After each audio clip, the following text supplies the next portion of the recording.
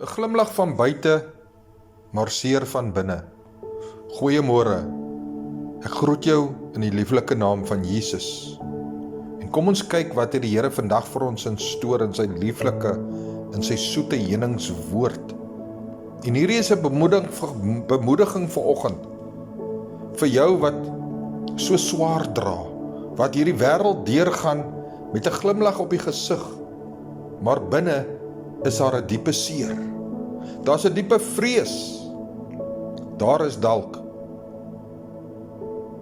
iets wat so swaar op die skouers lê, dat jy gebukkend deur die lewe gaan. Ek wil jou vanoggend verseker, dat Matteus 11:28 sê, kom al julle wat vermoeid en belas en swaar dra, bring daai swaar juk na my, sê die Here. Neem my ligte juk. In Matteus 28:20 sê hy, ek sal met julle wees tot al die volëinding van die wêreld. Ons hoef nie hierdie laste self te dra nie.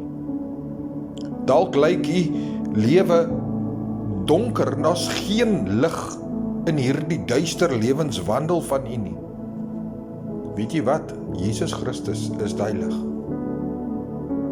Maak jou besluit vandag, dat hierdie lig in jou lewe kan inkom. Neem aan die Here Jesus Christus.